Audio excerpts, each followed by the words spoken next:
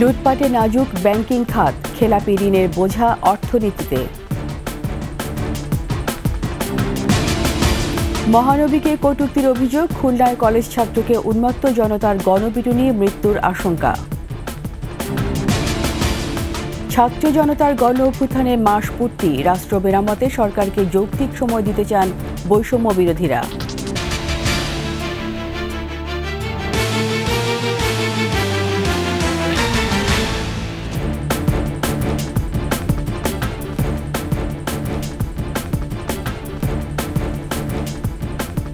শুনছিলেন first security ইসলামী bank PLC সংবাদ শিরোনাম। আমন্ত্রণ 21 সংবাদের সাথে আছি আমি রীতা চৌধুরী। দর্শক, 21 টেলিভিশনের সংবাদ একই সাথে সরাসরি দেখতে পাবেন আমাদের ফেসবুক পেজ www.facebook.com/2124 অনলাইনে। এছাড়া সাবস্ক্রাইব করতে পারেন www.youtube.com/21etv চ্যানেলে। লুটপাটে নাজুক দেশের ব্যাংকিং খাত, লাফিয়ে বাড়ছে খেলাপি ঋণ। প্রভাবশালীরা ঋণের অর্থ ফেরত না দেওয়ায় বড় সংকটে ব্যাংক। চলতি বছরের জুন থেকে ব্যাংক খাতে খেলাপি ঋণে দাঁড়িয়েছে 2,11,391 কোটি টাকা। সাবেক স্বৈরশাসক হাসিনা ক্ষমতায় আসার আগে খেলাপি ঋণের পরিমাণ ছিল 12,400 কোটি টাকা। রাজীব জামানের রিপোর্ট।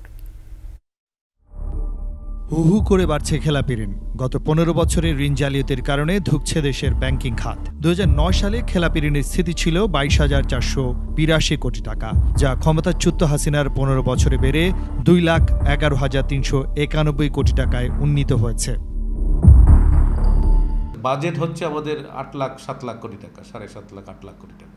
তার মধ্যে যদি 1/3 যদি হয়ে যায় খেলাপি ঋণ, তাহলে এই যে আর্থিক প্রতিষ্ঠান, কতগুলো ব্যাংক চলবে কীভাবে, অর্থনীতি চলবে কীভাবে? এখন প্রাইভেট ইনভেস্টমেন্ট কমে গিয়েছে। প্রাইভেট ইনভেস্টমেন্ট কমা মানে কিন্তু নিয়োগ কমা। আমাদের বেকার সমস্যা তো দিন দিন বাড়ছে।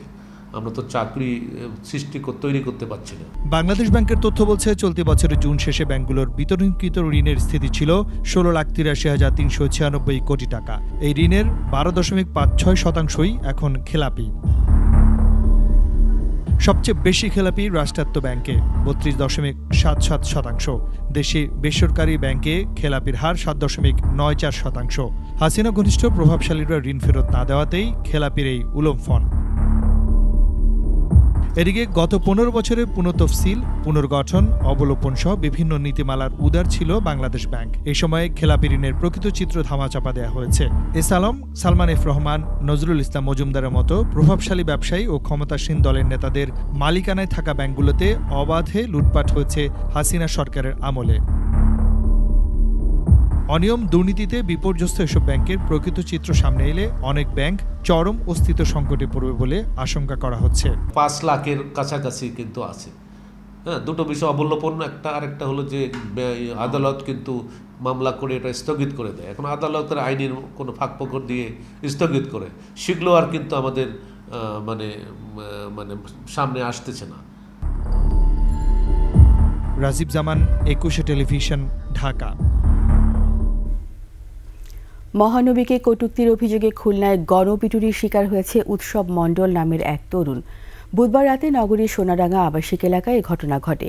স্থানীয়রা জানায়, কলেজ ছাত্র উৎসব মণ্ডল মহানবীকে নিয়ে সামাজিক যোগাযোগ মাধ্যমে কটূক্তি করেছে। এমন অভিযোগে কয়েকজন শিক্ষার্থী তাকে খুঁজে বের করে নগরীর সোনাডাঙ্গায় ডেপুটি পুলিশ কমিশনারের কার্যালয়ে নিয়ে যায়। বিষয়টি জানাজানি হলে কার্যালয় ঘেরাও করে বিক্ষোভ শুরু করে উত্তেজিত জনতা। খবর পেয়ে সেনাবাহিনী ও নৌবাহিনীর সদস্যরা সেখানে গিয়ে পরিস্থিতি শান্ত করার চেষ্টা করেন। এক পর্যায়ে রাত 11:15টার দিকে উত্তেজিত জনতা অফিসে ঢুকে উৎসবকে ছিনিয়ে নিয়ে যায়। ভাঙচুর চালানো হয় পুলিশের কার্যালয়ে। এরপর উৎসবকে বেধড়ক পেটানো হয়। উৎসবের মৃত্যুর আশঙ্কা করছে স্থানীয়রা, তবে কোনো কর্তৃপক্ষ তা নিশ্চিত করেনি।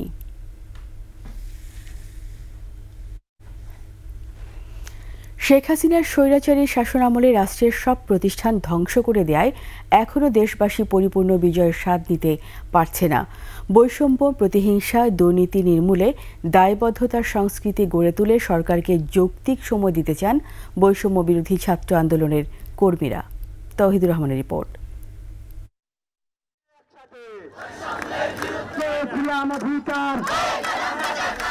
সরকারি চাকরিতে কোটা সংস্কারের দাবিতে শুরু হয়েছিল বৈষম্য বিরোধী ছাত্র আন্দোলনের কর্মসূচি।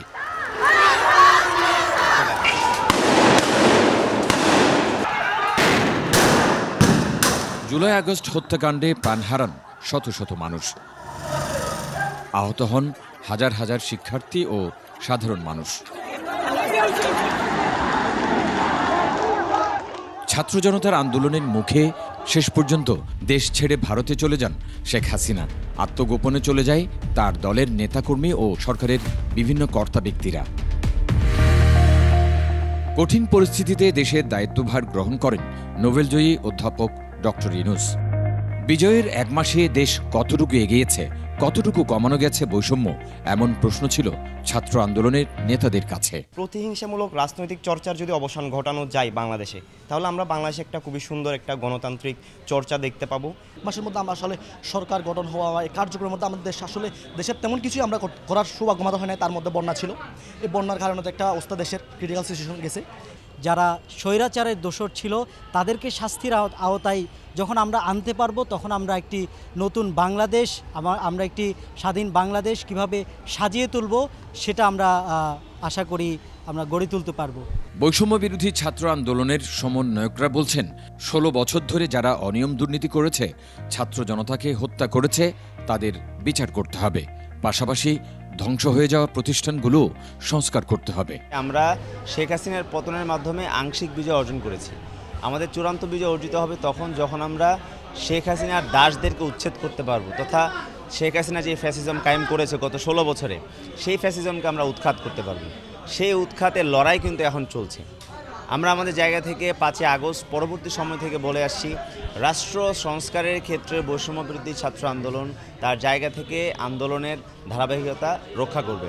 বিজয় ধরে রাখতে সত্যিকার অর্থে একটি জনগণের সরকার প্রতিষ্ঠার তাগিদ দিয়েছেন বৈষম্য বিরোধী ছাত্র আন্দোলনের নেতারা। আমাদের আসলে বিজয়টাকে সাস্টেন করতে হলে আমাদের সমাজ থেকে শুরু করে সরকার ব্যবস্থা পর্যন্ত আমাদের এমন একটা সিস্টেম দাঁড়া করাতে হবে যেন আসলে সেটা জনগণের পক্ষের একটা সরকার থাকে। তৌহিদুর রহমান, একুশে টেলিভিশন, ঢাকা। সাফল্যে ভরপুর সিরিজ শেষে ঢাকায় ফিরেছে বাংলাদেশ ক্রিকেট দল।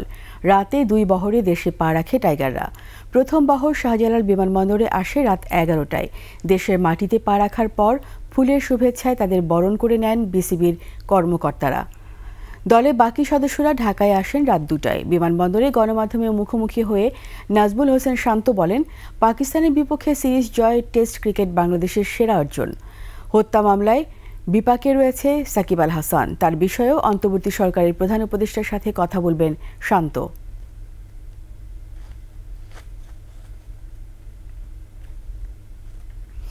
এরই সাথে শেষ করছি 21 সংবাদ। যাওয়ার আগে ফার্স্ট সিকিউরিটি ইসলামী ব্যাংক পিএলসি সংবাদ শিরোনামগুলো আরও একবার। লুটপাটে নাজুক ব্যাংকিং খাত, খেলাপি ঋণের বোঝা অর্থনীতিতে। মহানবীকে কটূক্তির অভিযোগ, খুলনায় কলেজ ছাত্রকে উন্মুক্ত জনতার গণপিটুনিয়ে মৃত্যুর আশঙ্কা। ছাত্র জনতার গণ অভ্যুত্থানে মাস পূর্তি, রাষ্ট্র মেরামতে সরকারকে যৌক্তিক সময় দিতে চান বৈষম্য বিরোধীরা।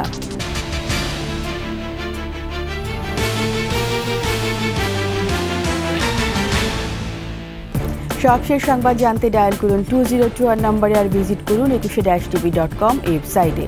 এছাড়া ফেসবুকে ভিজিট করতে পারেন www.facebook.com/ekushe24 অনলাইনে।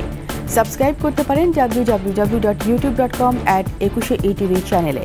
এতক্ষণ সঙ্গে থাকার জন্য সবাইকে ধন্যবাদ। পরবর্তী সংবাদ বেলা 12টা 55 মিনিটে দেখার আমন্ত্রণ রইল। একুশের সাথেই থাকুন।